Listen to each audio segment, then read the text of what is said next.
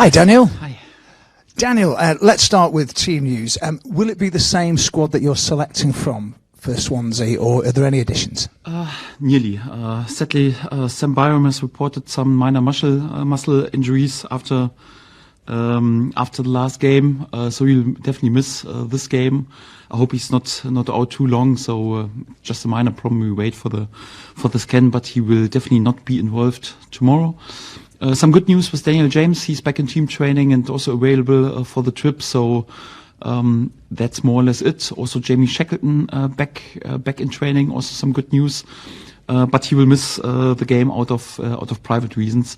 So it's more or less the same squad. Okay. The thing with Sam, is it to do with his hamstring, or is it a separate issue, do you think? Yes, but not this hamstring where he was injured. This time it was it's the other leg, a minor problem. He reported after the game, and we've got a tight schedule. We don't want to risk a bigger injury, so we won't involve him tomorrow. So we are quite hopeful that he's back at the weekend. Definitely then the game after, but perhaps even a chance for the weekend. And with Daniel James being back in contention, wow, there's a decision for you, because Willie Gnonto's probably been playing the best he has whilst you've been here. Yes, he's playing with consistency and also with end products. That's good, but it's definitely good news to have Daniel back, because he was also fantastic also in terms of end products before his injury. And we have lots of load and many games upcoming, and for that it's good to have another option, and a really good option, and also a key player with Daniel back. I just wondered, when the games are like this, when you've got so many, you could probably lose sight that this is a really good moment for Leeds. You're winning games, the performances are good, results are great. Do you concentrate on that and remind your players of that more than looking at the things that might need a tweak here and there? Is the emphasis on the good rather than trying to sort out the negatives, if you like? We always try to be balanced also in our analyzing. Although we have a good run and although we have many clean sheets, there is, for example, also one or two details that you can improve in terms of defending, and the other way around. We are creating many chances. We have also scored several goals, but also in our possession, in our efficiency, in our final third, there are things we can improve. And we try to be balanced, and obviously we know that we are on a good run, and we want to keep going and use this momentum in order to improve our situation further on. So we travel and play with confidence. This is good, and we are also just focused on us and also on maintaining our good form. But we also speak about the areas where we can improve, because there's never a perfect game of football, and there are always also a few things that we're still working on, of course. So specifically, how do you deal with the efficiency issue? Do you recreate the same moments in training that were, say, missed? Or do you just have the same drills that you practice over and over again when it comes to finishing? Yes, it's of course also a bit difficult to reproduce the same situation, because quite often there are not 40,000 people screaming at the training ground, so it's a different scenario. Quite often it comes also a bit with experience that you then learn also to handle the pressure of the game day. We have many young players, so I use this example with Robert Lewandowski in Germany in his early stages of his career.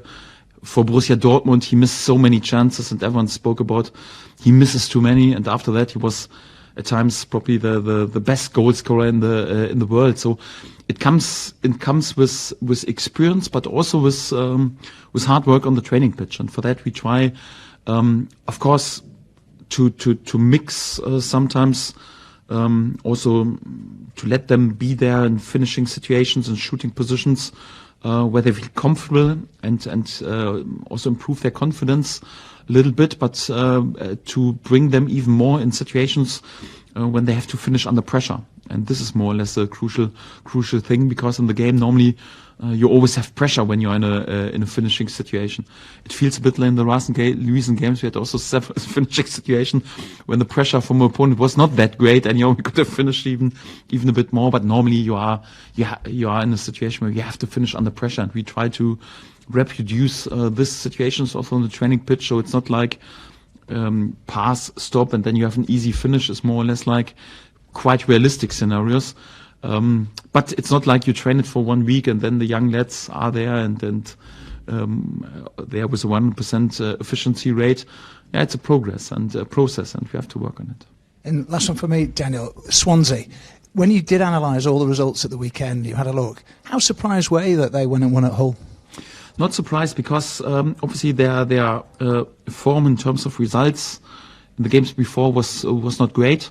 But I liked what they were doing on the pitch. I liked their game, so it's a brave side, a good possession side. You can see clear principles and processes in their game. And for me, it was just a question when they would win the game, and not if. And I'm also not surprised that they are capable to win a really difficult away game, for example. So for me, it was not a surprise because I think it's a really good side with many experienced players on this level, with many technical players. So I think they are definitely also still one of the best and better possession sides in this league.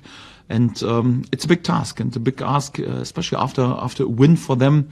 They will go into this next game with confidence, and also their situation has eased up a little bit. And right now against Leeds United, they have nothing to lose. They can play with a bit of freedom. So it will be a difficult task, and we have to be prepared. How's Pascal doing now? Difficult to say. So it's also for me difficult because I would like to have a time frame myself as well, because remember the first time when we spoke about this injury, we spoke about perhaps 1 or 2 weeks, and meanwhile he's already out for more or less 2 months. So it's difficult to say. What I can confirm is that there is progress in his rehab, but also that the doctors haven't allowed him to extend the load in training till the 20th of February. So means during this week he just have to do individual work further on, and then there will be an assessment in the beginning of next week, and then hopefully we get green lights that we can then also work with higher intensity in his individual rehab, and then hopefully as soon as possible he returns also back into team training, but definitely not in the next 2 or 3 weeks.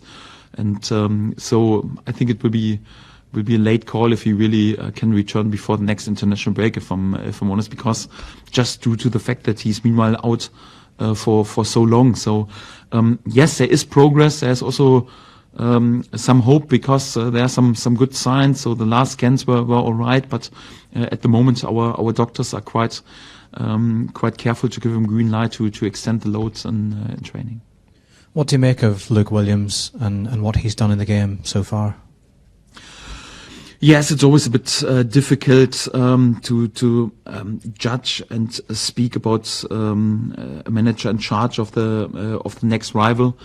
So for that, I try to be more a bit reluctant to comment too much.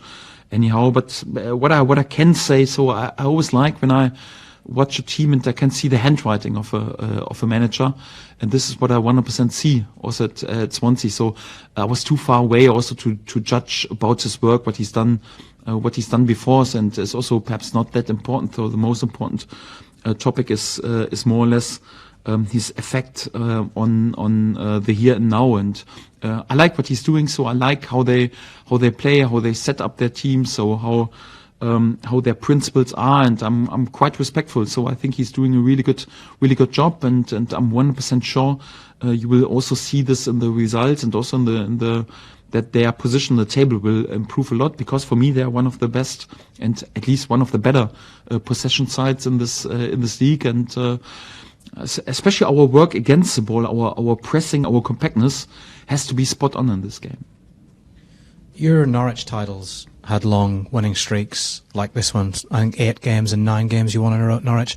I know that different players, different team, different seasons, but do you see any themes or patterns that emerge that underpin streaks like this for Norwich and for Leeds? Yes, when you want to play in the top positions in the league, and also when you want to have something to cheer about come next May and to celebrate, it's more or less always the same mentality and also the same patterns that you have to install and implement and also improve with with the team. I always like to speak about winning mentality. So that means that we are not carried away after a few good performances, good results, so that the fire is still burning, and you're not just too confident just because you won a few games. And also the other way around, if you lose a game, then that you are not too down and lose your nerves. It's quite important after a difficult result to answer straight away with a strong performance, and also to force your way back into winning ways. So it's a special mentality that you need as a group, especially after relegation, because once you're relegated from a league, normally you're used a bit to lose football games, and especially after relegation, you have to change more or less the whole attitude, because winning has to become a habit, and it has to be normal to win football games, and to bring this back into the heads and the souls of the players is, especially after a season of relegation, not that easy. When I speak about Ipswich, for example, so in last season they were used to win game by game, and for them it's especially for the players who were involved, it was, especially in the beginning of the season, not a new feeling. For us it was, because many players had many negative experience in the last couple of years. And to change this mentality and to bring this winning mentality into a team is never that easy. This is why quite often teams after relegations are struggling. So I think overall you have to make compliments really to all the teams who were relegated last season. I think this season is a bit extraordinary that all the teams who were relegated are in such a good position in the table right now. Obviously, you also need a special quality in the game, and all the teams in the squad, and all the teams who are in the good position in the table have this quality. There's also no doubt about this. But I think the soft skills, the mentality, and also this consistency, and also to handle the pressure, if you chase or if you lead from the front, you need a special mentality for this, and for that you also need to create and implement always the same patterns. Yes. Danny, can I just ask you a bit more about that, and how you sort of create that mentality, from the starting point you had this season? Well, first of all, also to work on the pitch, because you can't become confident just with psychological games. So it's not like a new manager comes in and he works a bit like a magician. So you just win your confidence and your rhythm and your winning mentality back if you're doing well. First of all, it starts in the training, then in the habits overall. So how you live and work professional as a football player to bring this also into the heads and the hearts of my players, and then obviously also to force this confidence back in the competitive game. So I think this is definitely always the first step.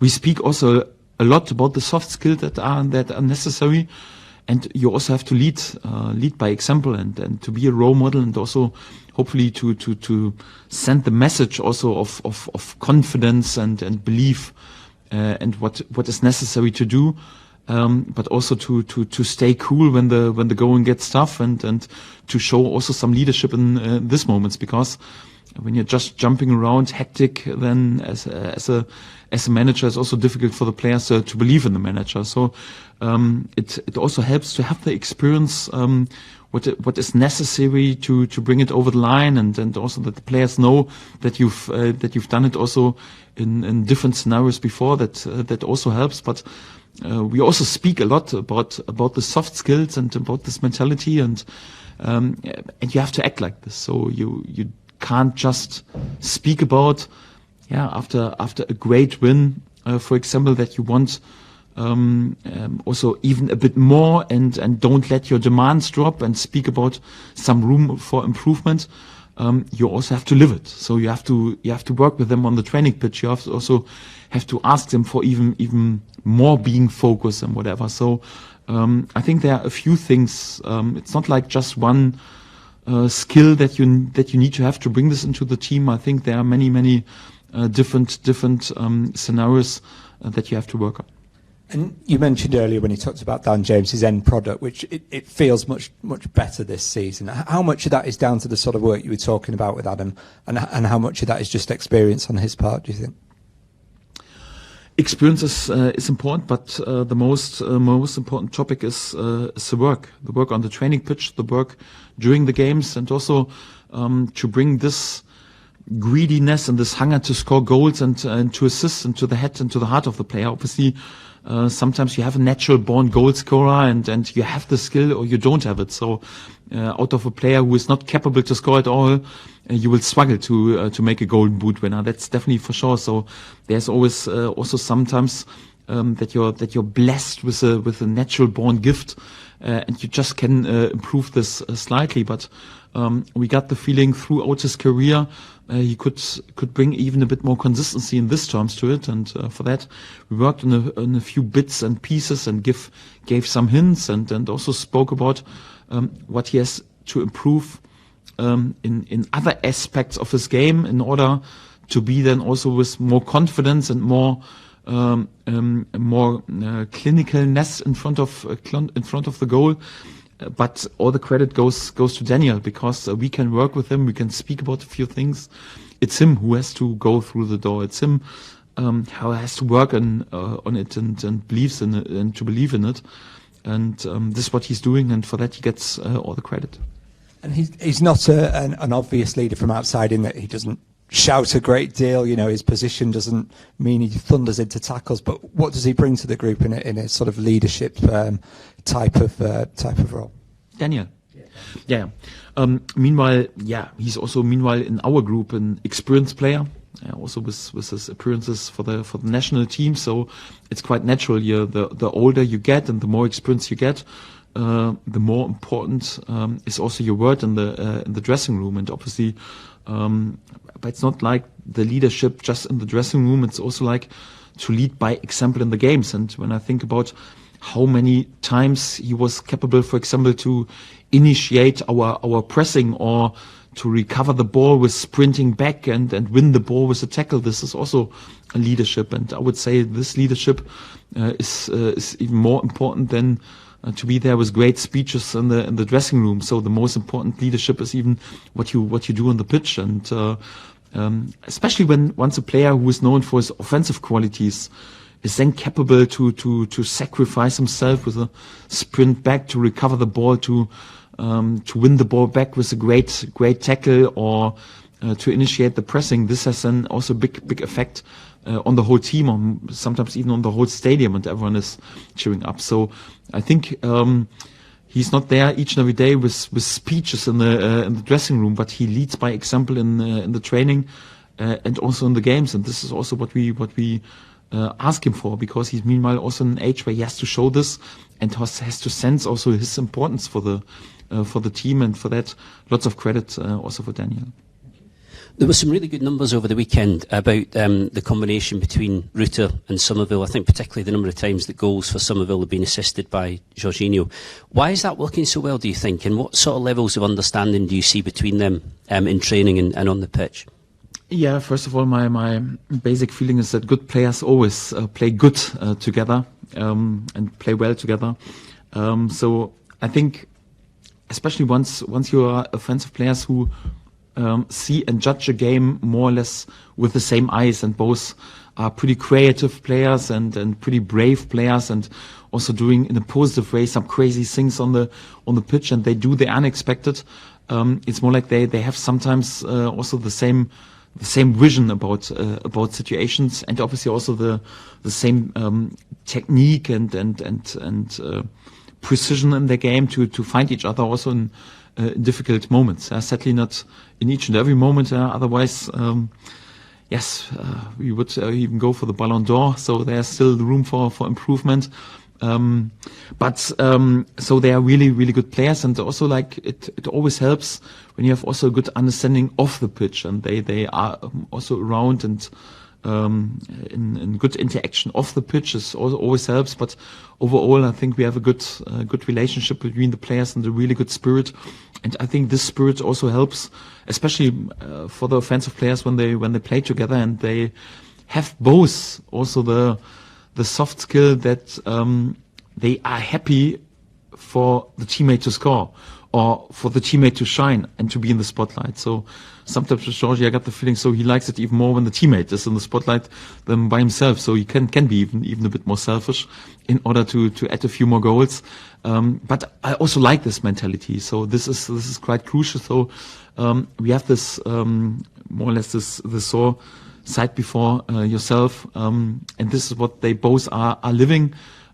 Still with a healthy, selfishness in terms of they want to score goals, but they're also happy if the others are capable to celebrate, and they're happy to play the pass or the second last pass, and it's great to have the spirit. You joked before that you hear them a lot around the training ground, and that from time to time you like to hear a little bit less of them. But do you think that exuberance helps a dressing room, having that sort of personality in a dressing room? Yes, you also need these players who cheer everyone up, and when you see them, you just have to smile because they are the way they are. I have the advantage that I've got an own office. So in my age, when you have Jorginho Rutter or Chris Somerville the whole day, 24/7 around, you would have a headache. So it's the good thing is when it's too much for myself, I can hide in my office a bit. I hope that the older players and more experienced players and calmer players like Liam, for example, or also Sam Byram, when it's enough, they tell them also it's enough because they're joking more or less each and every day. But it's also great to have this characters in the dressing room, but you need this as well. So just with serious, professional, never smiling, hard workers. I love this bunch of lads, but just with them, it's also difficult to play football with fun and enjoy what you're doing. And for that, it's great to have also these characters in the group. Yes. Just a last question on Willie Gnonto. I think for obvious reasons, he seemed like he had a lot on his shoulders the first half of the season. Have you seen that lift in the last few weeks? Have you seen him look a little bit freer and a bit happier? Yes, we spoke about this topic a lot in the beginning of the season, and although it was a difficult moment also for the club, if I'm honest, but I spoke about it's also never easy when you have so many expectations and so many noise for a player, and we must not forget he was at this moment also 19 years old, so more or less a teenager. So he's in a situation where the spotlight is on him, and he has to handle many expectations. When I think about my situation when I was 19, there was not so much with social media and everywhere a mobile with pictures and whatever, Facebook and Instagram. My life was much easier as in this age, and I could do my own mistakes and no one realized this. If you have to be perfect in this age, when you're still more or less searching for your own way, it's so difficult when you are in the spotlight. But they are leading a privileged life, and they have to grow up pretty quickly in nowadays. And this is also, I think, what Willie has done in the recent months. So he has developed also his personality, and sometimes when you go to tough times, it also helps you to value also the good times, and helps to grow up even a bit quicker. He's still a young player and still will have to make his experiences, but I think he feels meanwhile much more settled, much more confident. He enjoys much more to be exactly in this role, and obviously right now in the last games he was involved a lot. He scored goals. Everyone is singing his name again. That helps him a lot, and I'm delighted for Willie. Good. Thank you.